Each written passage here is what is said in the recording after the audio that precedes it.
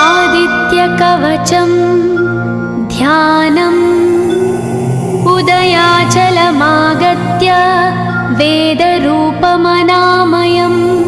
तुष्टावपरया भक्ता वालखिल्यादिभिर्वृतं देवसुरैः सदा वन्द्यं ग्रहैश्च परिवेष्टितं ध्यायन् स्तवन् पठन् नाम यः सूर्यकवचं सदा।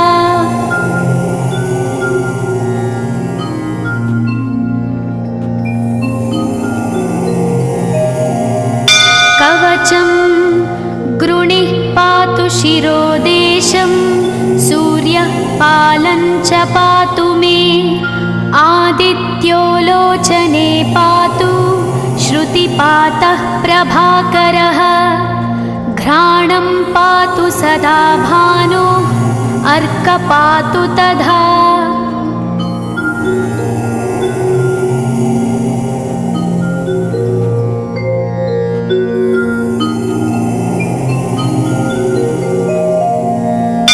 जिह्वं पातु जगन्नाथः कण्ठं पातु विभावसु स्कन्धौ ग्रहपतिः पातु भुजौ पातु प्रभाकरः अहस्करः पातु हस्तौ हृदयं पातु भानुमान्।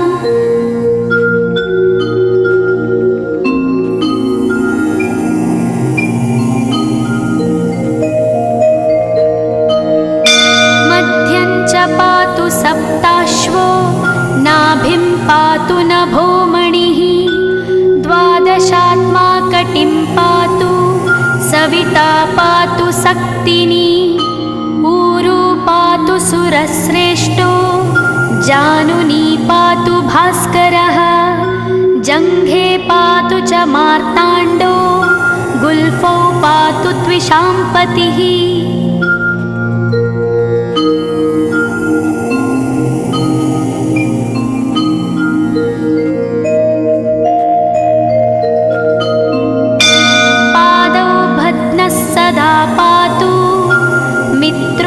सकलं वपुः वेदत्रयात्मकस्वामिन् नारायण जगत्पते आयतयामं तं कञ्ची द्वेदरूपः प्रभाकरः स्तोत्रेणानेन सन्तुष्टो वालखिल्यादिभिर्वृतः।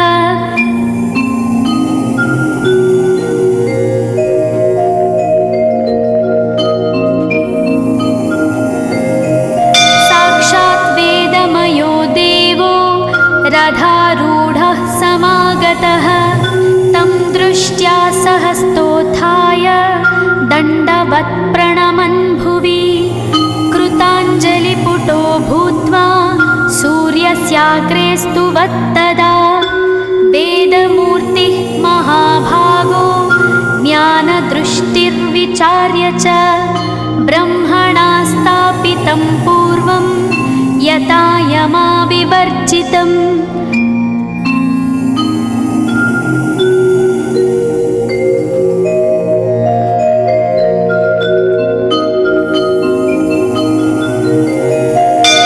सत्त्वप्रधानं शुक्लाख्यं वेदरूपमनामयं शब्दब्रह्ममयं वेदं सत्कर्म ब्रह्मवाचकम् मुनिमध्यापयामास प्रथमं सविता स्वयं तेन प्रथमदत्तेन वेदेन परमेश्वरः यज्ञवल्क्यो मुनिश्रेष्ठः कृतकृत्यो भवत्तदा।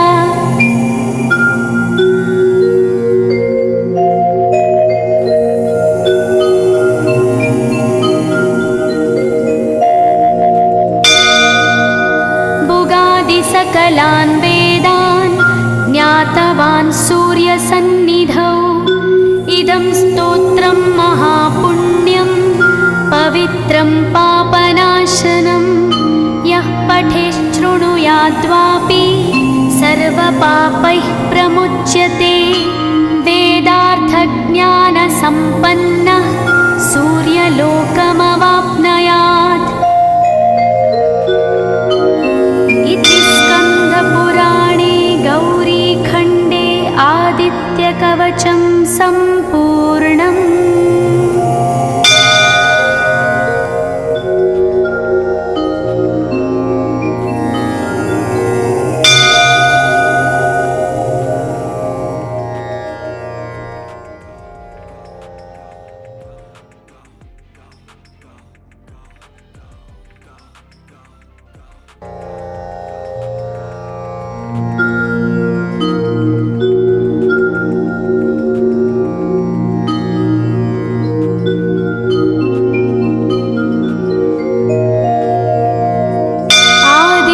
कवचं ध्यानम् उदयाचलमागत्य वेदरूपमनामयं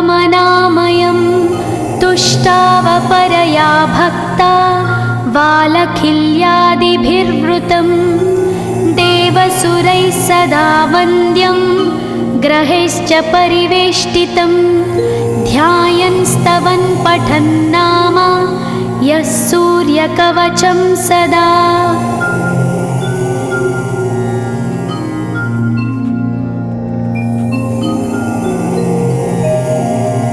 कवचं गृणिः पातु शिरोदेशं सूर्यः पालं च पातु मे आदित्यो लोचने पातु श्रुतिपातः प्रभाकरः घ्राणं पातु सदा भानो अर्कपातु तथा।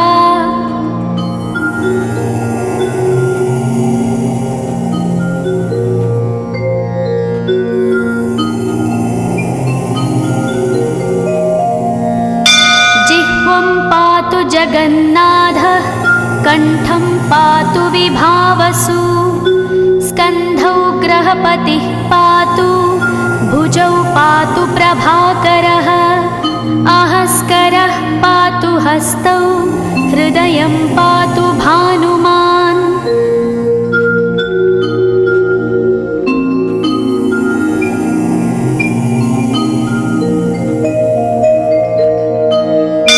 मध्यं च पातु सप्ताश्वो नाभिं पातु नभोमणिः द्वादशात्मा कटिं पातु सविता पातु सक्तिनी ऊरू पातु सुरश्रेष्ठो जानुनी पातु भास्करः जङ्घे पातु च मार्ताण्डो गुल्फौ पातु त्विषाम्पतिः।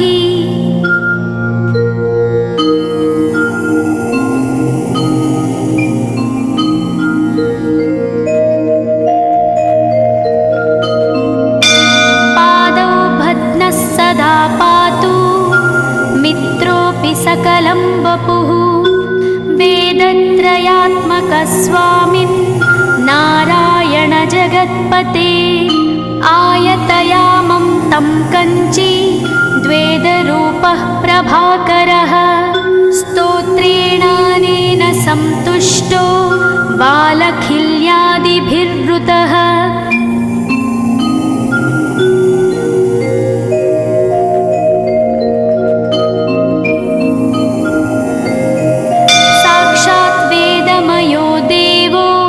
रथारूढः समागतः तं दृष्ट्या सहस्तोत्थाय दण्डवत् प्रणमन् भुवि कृताञ्जलिपुटो भूत्वा सूर्यस्याग्रे स्तुवत्तदा वेदमूर्तिः महाभागो ज्ञानदृष्टिर्विचार्य च ब्रह्मणा स्थापितं पूर्वं यथा यमाविवर्जितम्।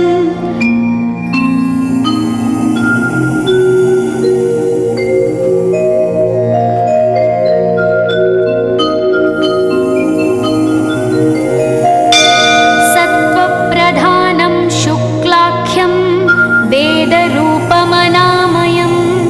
शब्दब्रह्म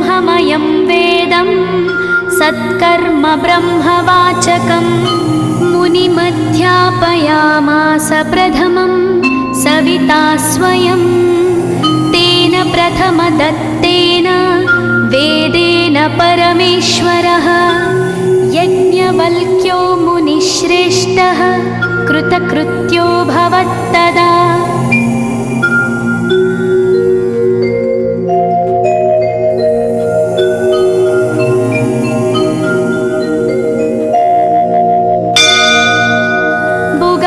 सकलान् वेदान् ज्ञातवान् सूर्यसन्निधौ इदं स्तोत्रं महापुण्यं पवित्रं पापनाशनं यः पठेच्छृणुयाद्वापि सर्वपापैः प्रमुच्यते वेदार्थज्ञानसम्पन्नः सूर्यलोकमवाप्नुयात्। स्कन्दपुराणे गौरीखण्डे आदित्यकवचं सम्पूर्णम्।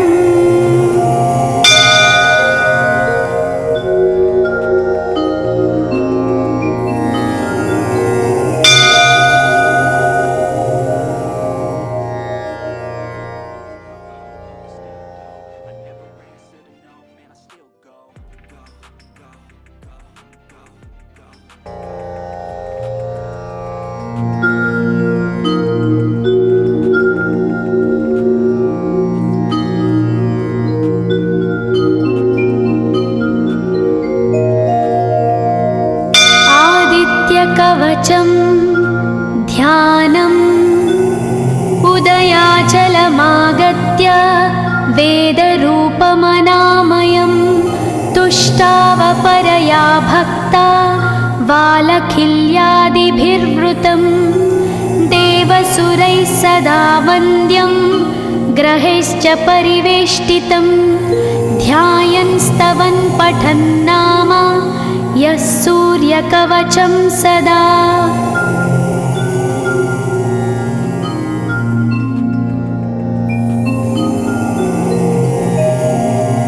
कवचं गृणिः पातु शिरोदेशं सूर्यः पालं च पातु मे आदित्यो लोचने पातु श्रुतिपातः प्रभाकरः घ्राणं पातु सदा भानो अर्क पातु तथा।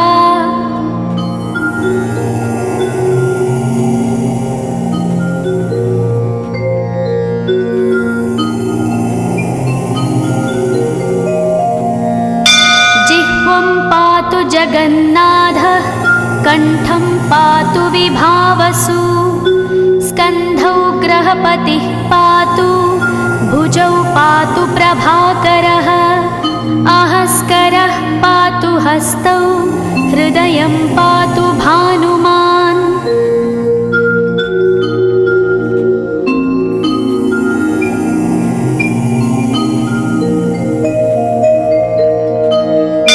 मध्यं च पातु सप्ताश्वो नाभिं पातु नभोमणिः द्वादशात्मा कटिं पातु सविता पातु सक्तिनी ऊरू पातु सुरश्रेष्ठो जानुनी पातु भास्करः जङ्घे पातु च मार्ताण्डो गुल्फौ पातु त्विषाम्पतिः।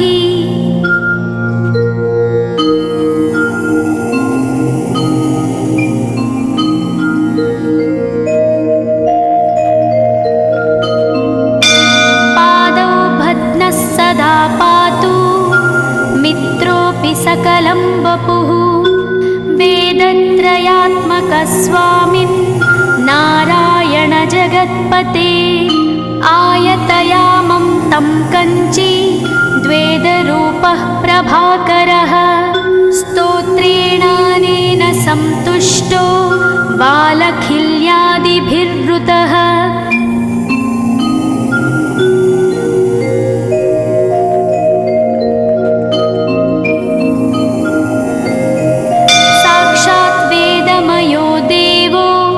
रथारूढः समागतः ततः तं दृष्ट्या सहस्तोत्थाय दण्डवत् प्रणमन् भुवि कृताञ्जलिपुटो भूत्वा सूर्यस्याग्रे स्तुवत्तदा वेदमूर्तिः महाभागो ज्ञानदृष्टिर्विचार्य च ब्रह्मणा स्थापितं पूर्वं यथा यमाविवर्जितम्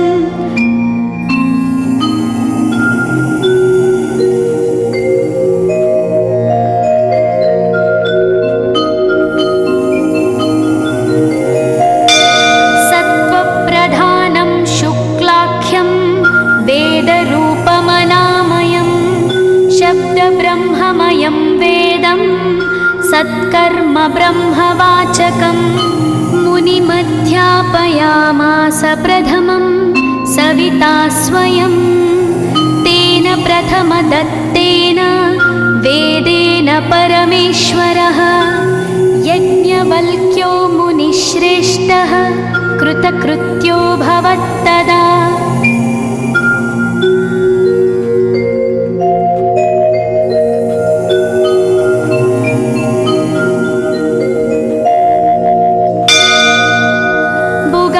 सकलान् वेदान् ज्ञातवान् सूर्यसन्निधौ इदं स्तोत्रं महापुण्यं पवित्रं पापनाशनं यः पठेच्छृणुयाद्वापि सर्वपापैः प्रमुच्यते वेदार्थज्ञानसम्पन्नः सूर्यलोकमवाप्नुयात् इति स्कन्दपुराणे गौरीखण्डे आदित्यकवचं सम्पूर्णम्।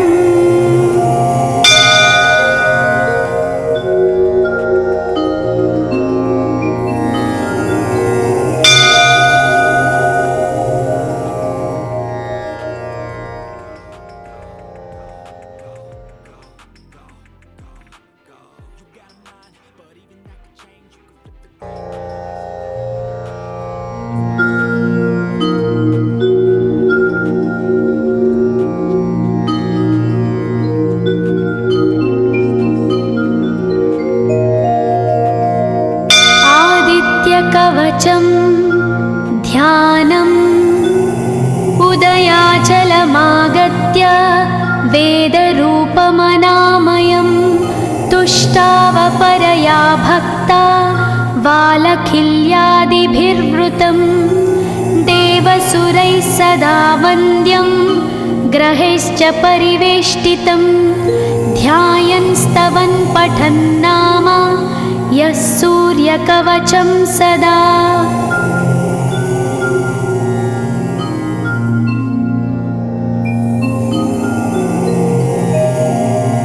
कवचं गृणिः पातु शिरोदेशं सूर्यः पालं च पातु मे आदित्यो लोचने पातु श्रुतिपातः प्रभाकरः घ्राणं पातु सदा भानो अर्क पातु तथा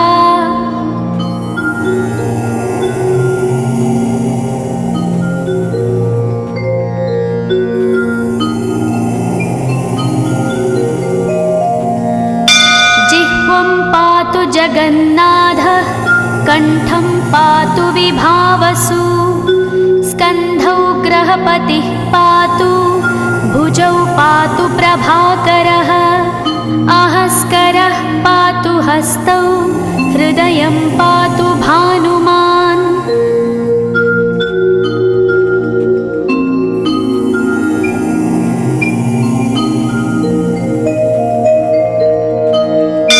मध्यं च पातु सप्ताश्वो नाभिं पातु नभोमणिः द्वादशात्मा कटिं पातु सविता पातु सक्तिनी ऊरू पातु सुरश्रेष्ठो जानुनी पातु भास्करः जङ्घे पातु च मार्ताण्डो गुल्फौ पातु त्विषाम्पतिः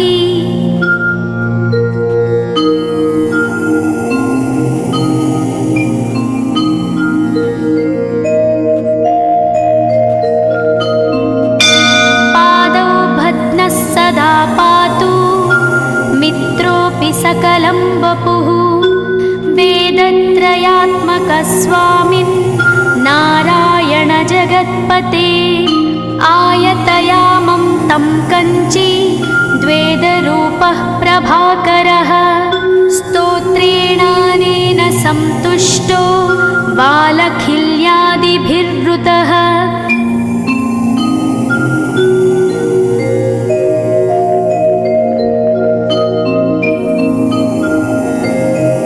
साक्षात् वेदमयो देवो रथारूढः समागतः तं दृष्ट्या सहस्तोत्थाय दण्डवत् प्रणमन् भुवि कृताञ्जलिपुटो भूत्वा सूर्यस्याग्रे स्तुवत्तदा वेदमूर्तिः महाभागो ज्ञानदृष्टिर्विचार्य च ब्रह्मणा स्थापितं पूर्वं यथा यमाविवर्जितम्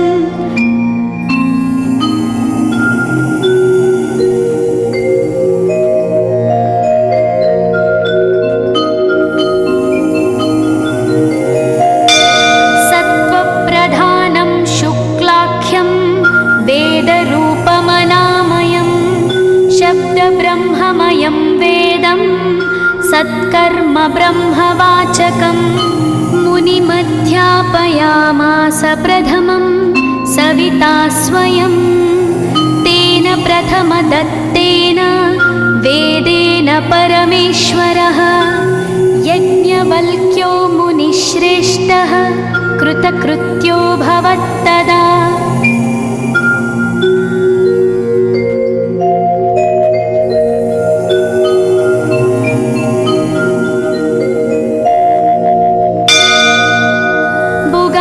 सकलान् वेदान् ज्ञातवान् सूर्यसन्निधौ इदं स्तोत्रं महापुण्यं पवित्रं पापनाशनं यः पठेच्छृणुयाद्वापि सर्वपापैः प्रमुच्यते वेदार्थज्ञानसम्पन्नः सूर्यलोकमवाप्नुयात् इति स्कन्दपुराणे गौरीखण्डे आदित्यकवचं सम्पूर्णम्।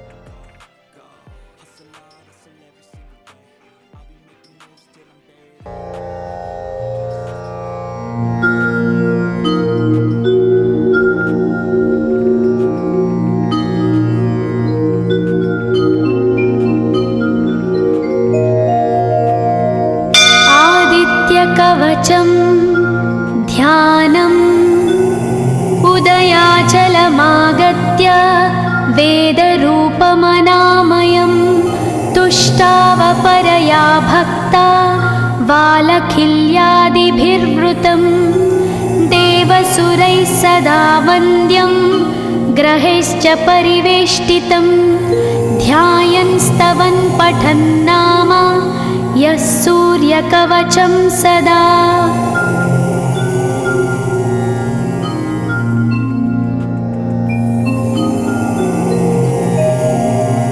कवचं गृणिः पातु शिरोदेशं सूर्यः पालं च पातु मे आदित्यो लोचने पातु श्रुतिपातः प्रभाकरः घ्राणं पातु सदा भानो अर्क पातु तथा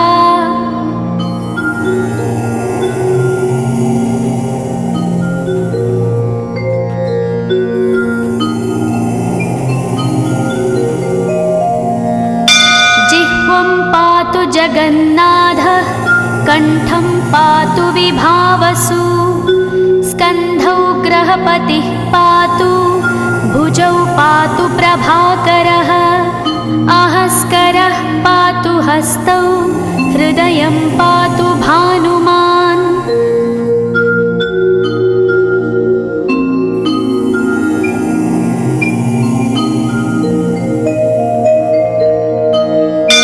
मध्ये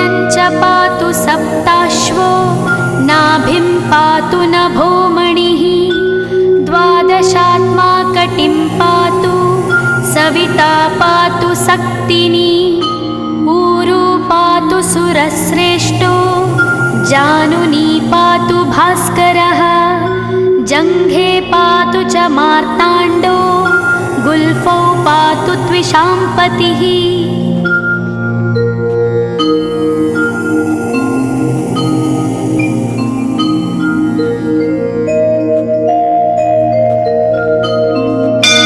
पादौ भद्नः सदा पातु मित्रोऽपि सकलं वपुः वेदत्रयात्मकः स्वामिन् नारायण जगत्पते आयतयामं तं कञ्ची द्वेदरूपः प्रभाकरः स्तोत्रेणानेन सन्तुष्टो बालखिल्यादिभिर्वृतः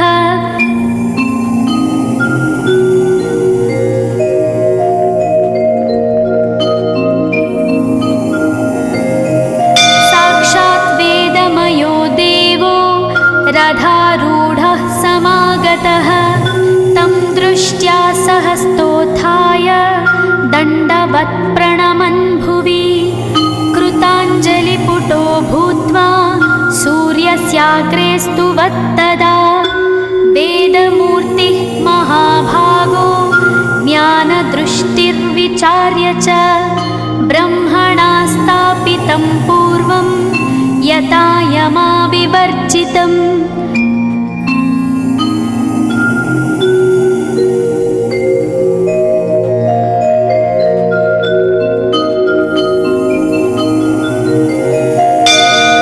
सत्त्वप्रधानं शुक्लाख्यं वेदरूपमनामयं शब्दब्रह्ममयं वेदं सत्कर्म ब्रह्मवाचकम् मुनिमध्यापयामास प्रथमं सविता स्वयं तेन प्रथमदत्तेन वेदेन परमेश्वरः यज्ञवल्क्यो मुनिश्रेष्ठः कृतकृत्यो भवत्तदा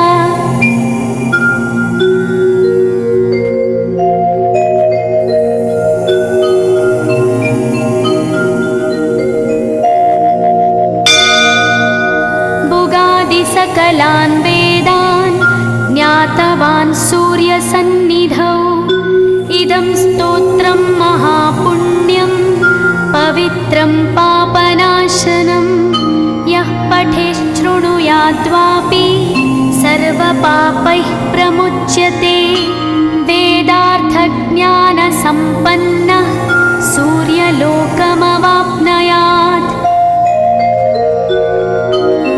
इति स्कन्दपुराणे गौरीखण्डे आदित्यकवचं सम्पूर्णम्।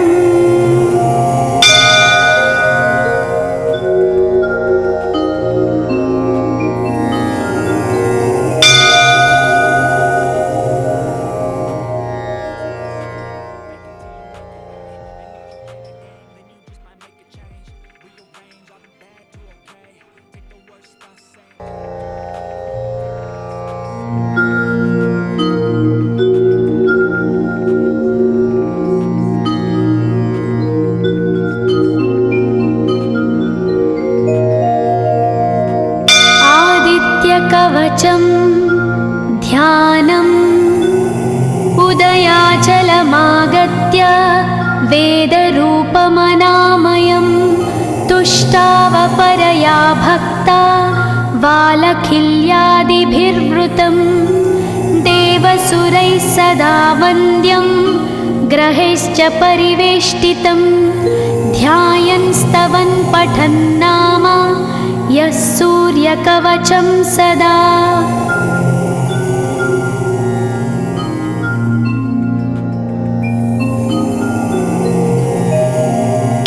कवचं गृणिः पातु शिरोदेशं सूर्यः पालं च पातु मे आदित्यो लोचने पातु श्रुतिपातः प्रभाकरः घ्राणं पातु सदा भानो अर्कपातु तथा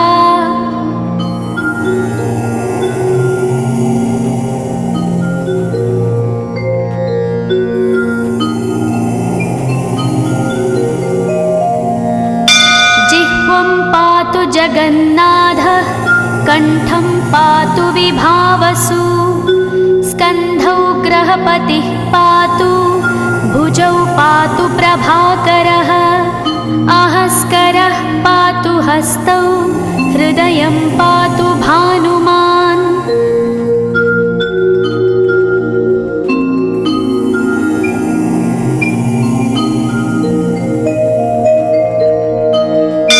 मध्यं च पातु सप्ताश्वो नाभिं पातु नभोमणिः द्वादशात्मा कटिं पातु सविता पातु सक्तिनी ऊरू पातु सुरश्रेष्ठो जानुनी पातु भास्करः जङ्घे पातु च मार्ताण्डो गुल्फौ पातु त्विषाम्पतिः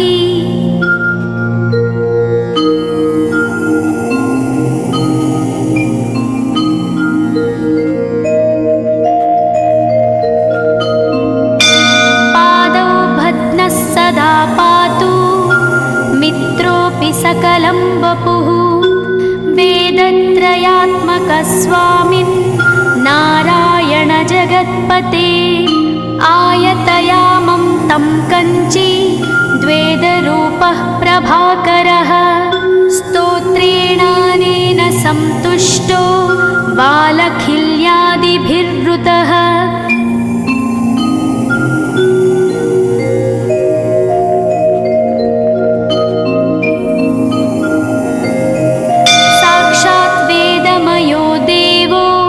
रथारूढः समागतः तं दृष्ट्या सहस्तोत्थाय दण्डवत् प्रणमन् भुवि कृताञ्जलिपुटो भूत्वा सूर्यस्याग्रे स्तुवत्तदा वेदमूर्तिः महाभागो ज्ञानदृष्टिर्विचार्य च ब्रह्मणा स्थापितं पूर्वं यथा यमाविवर्जितम्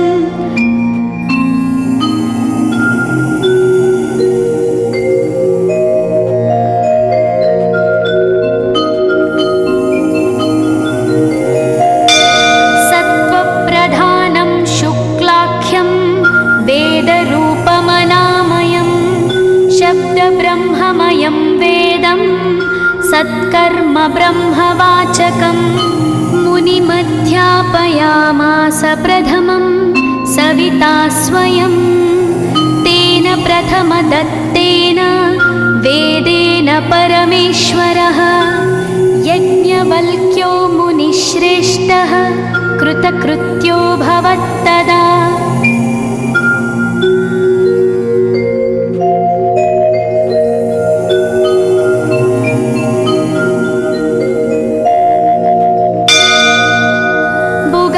सकलान् वेदान् ज्ञातवान् सूर्यसन्निधौ इदं स्तोत्रं महापुण्यं पवित्रं पापनाशनं यः पठेच्छृणुयाद्वापि सर्वपापैः प्रमुच्यते वेदार्थज्ञानसम्पन्नः सूर्यलोकमवाप्नुयात्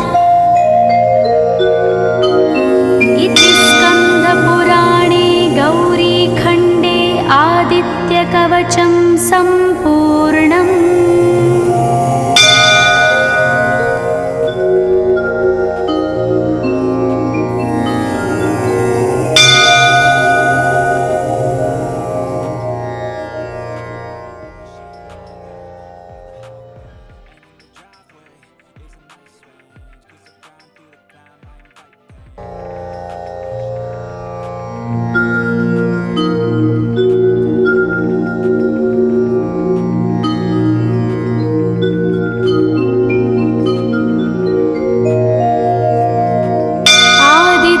कवचं ध्यानम् उदयाचलमागत्य वेदरूपमनामयं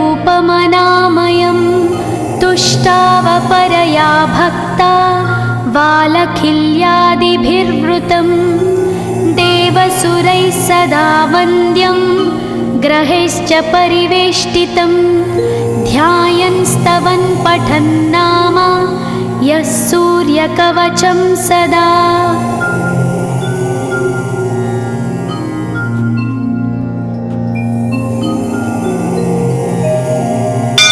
कवचं गृणिः पातु शिरोदेशं सूर्यः पालं च पातु मे आदित्यो लोचने पातु श्रुतिपातः प्रभाकरः घ्राणं पातु सदा भानो अर्कः पातु तथा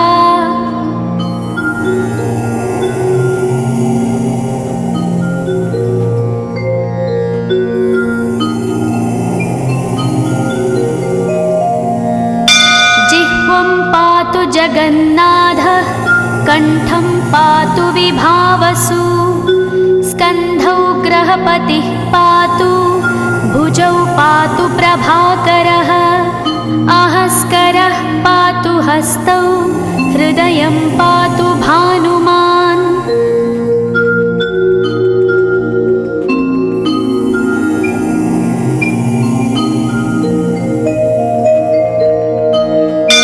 मध्यं च पातु सप्ताश्वो नाभिं पातु नभोमणिः द्वादशात्मा कटिं पातु सविता पातु सक्तिनी ऊरू पातु सुरश्रेष्ठो जानुनी पातु भास्करः जङ्घे पातु च मार्ताण्डो गुल्फौ पातु त्विषाम्पतिः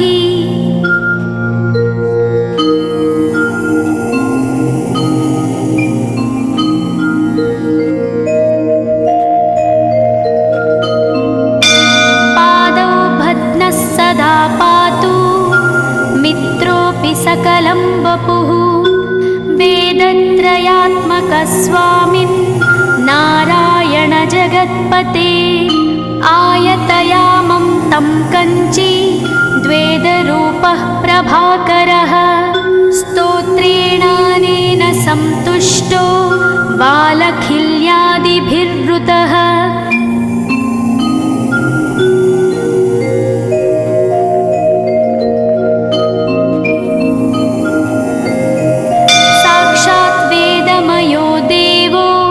रथारूढः समागतः तं दृष्ट्या सहस्तोत्थाय दण्डवत् प्रणमन् भुवि कृताञ्जलिपुटो भूत्वा सूर्यस्याग्रे स्तुवत्तदा वेदमूर्तिः महाभागो ज्ञानदृष्टिर्विचार्य च ब्रह्मणा स्थापितं पूर्वं यथा यमाविवर्जितम्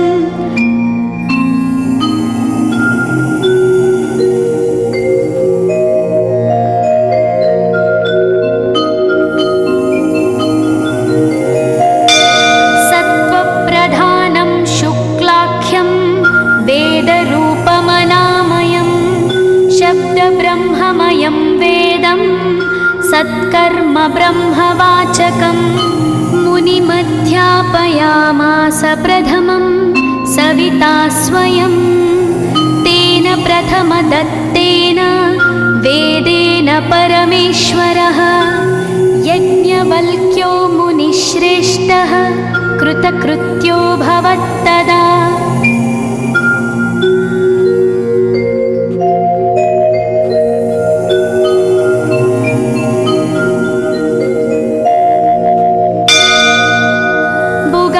सकलान् वेदान् ज्ञातवान् सूर्यसन्निधौ इदं स्तोत्रं महापुण्यं पवित्रं पापनाशनं यः पठेच्छृणुयाद्वापि सर्वपापैः प्रमुच्यते वेदार्थज्ञानसम्पन्नः सूर्यलोकमवाप्नुयात् इति स्कन्दपुराणे गौरीखण्डे आदित्यकवचं सम्पूर्णम्।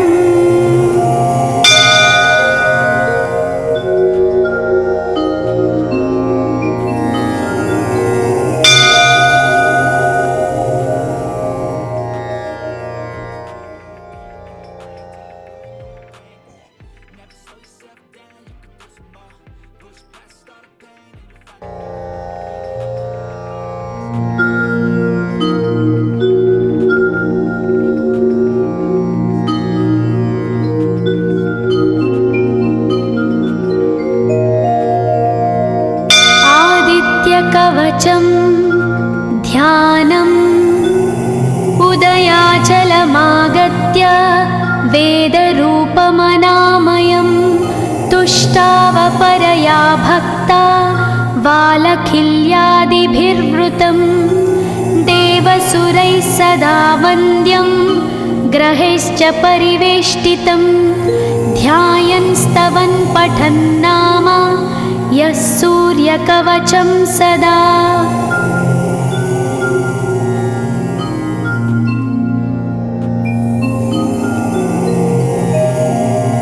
कवचं गृणिः पातु शिरोदेशं सूर्यः पालं च पातु मे आदित्यो लोचने पातु श्रुतिपातः प्रभाकरः घ्राणं पातु सदा भानो अर्कपातु तथा।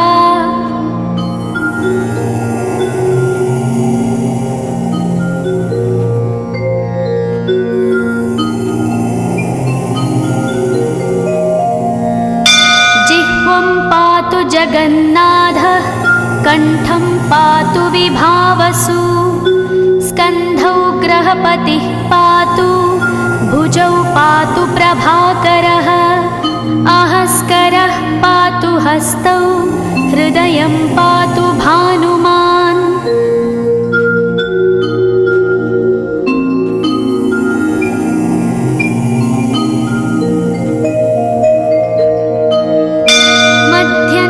पातु सप्ताश्वो नाभिं पातु नभोमणिः द्वादशात्मा कटिं पातु सविता पातु सक्तिनी ऊरू पातु सुरश्रेष्ठो जानुनी पातु भास्करः जङ्घे पातु च मार्ताण्डो गुल्फौ पातु त्विषाम्पतिः।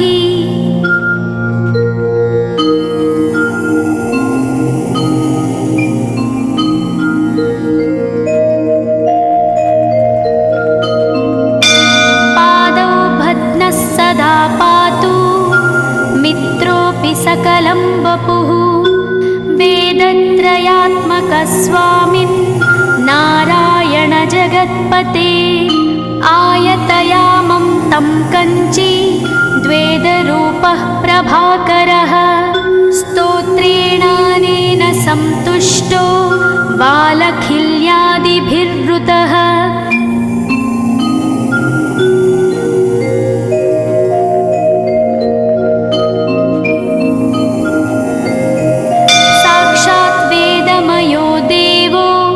रथारूढः समागतः तं दृष्ट्या सहस्तोत्थाय दण्डवत् प्रणमन् भुवि कृताञ्जलिपुटो भूत्वा सूर्यस्याग्रे स्तुवत्तदा वेदमूर्तिः महाभागो ज्ञानदृष्टिर्विचार्य च ब्रह्मणा स्थापितं पूर्वं यथा यमाविवर्जितम्।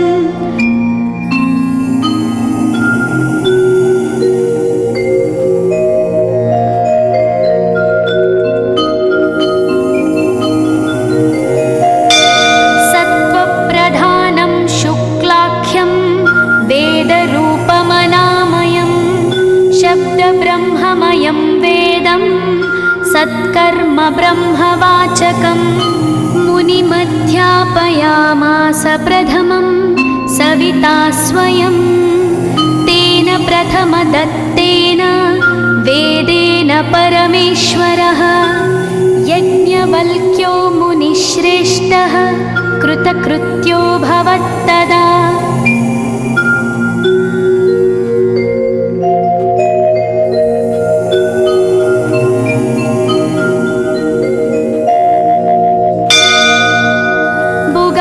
सकलान् वेदान् ज्ञातवान् सूर्यसन्निधौ इदं स्तोत्रं महापुण्यं पवित्रं पापनाशनं यः पठेच्छृणुयाद्वापि सर्वपापैः प्रमुच्यते वेदार्थज्ञानसम्पन्नः सूर्यलोकमवाप्नुयात्।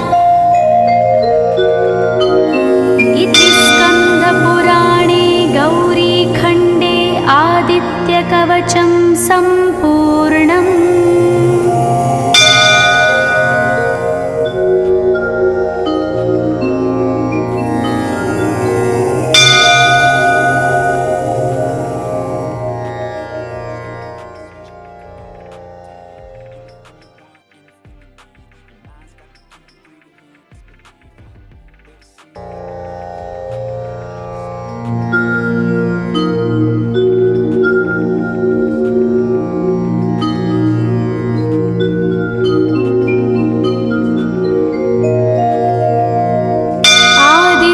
कवचं ध्यानम् उदयाचलमागत्य वेदरूपमनामयं तुष्टावपरया भक्ता वालखिल्यादिभिर्वृतं देवसुरैः सदा वन्द्यं ग्रहैश्च परिवेष्टितं ध्यायन् स्तवन् पठन् नाम यः सूर्यकवचं सदा।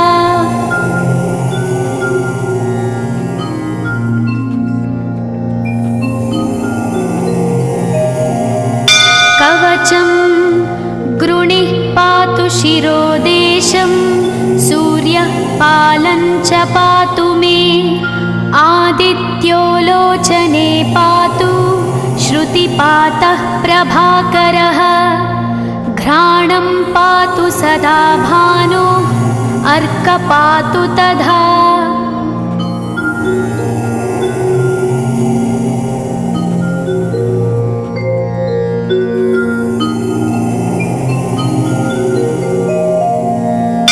जिह्वं पातु जगन्नाथः कण्ठं पातु विभावसु स्कन्धौ ग्रहपतिः पातु भुजौ पातु प्रभाकरः आहस्करः पातु हस्तौ हृदयं पातु भानुमान्।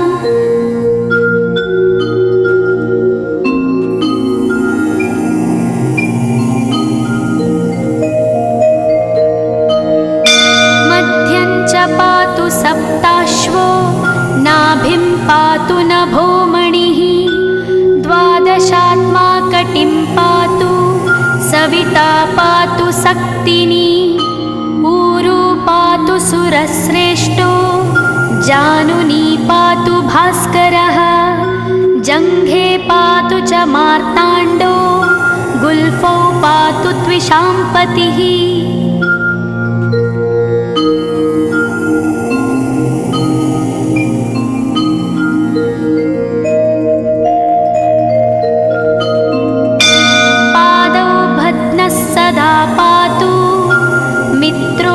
सकलं वपुः वेदत्रयात्मकस्वामिन् नारायण जगत्पते आयतयामं तं कञ्ची द्वेदरूपः प्रभाकरः स्तोत्रेणानेन सन्तुष्टो वालखिल्यादिभिर्वृतः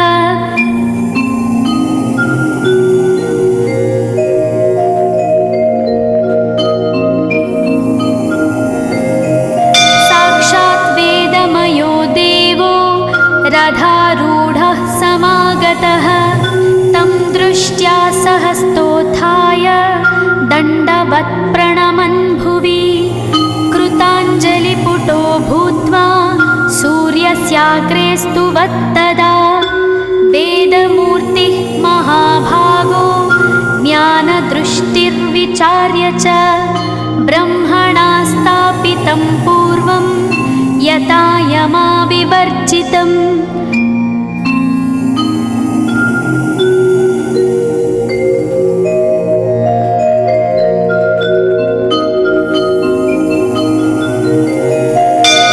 सत्त्वप्रधानं शुक्लाख्यं वेदरूपमनामयं शब्दब्रह्ममयं वेदं सत्कर्म ब्रह्मवाचकम् मुनिमध्यापयामास प्रथमं सविता स्वयं तेन प्रथमदत्तेन वेदेन परमेश्वरः यज्ञवल्क्यो मुनिश्रेष्ठः कृतकृत्यो भवत्तदा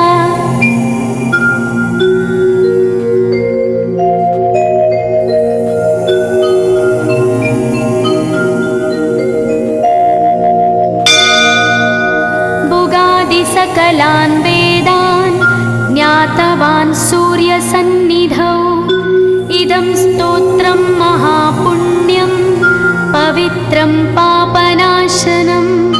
यः पठेच्छृणुयाद्वापि सर्वपापैः प्रमुच्यते। वेदार्थज्ञानसम्पन्नः सूर्यलोकमवाप्नुयात्। इति स्कन्दपुराणे गौरीखण्डे आदित्यकवचं सम्पूर्णम्।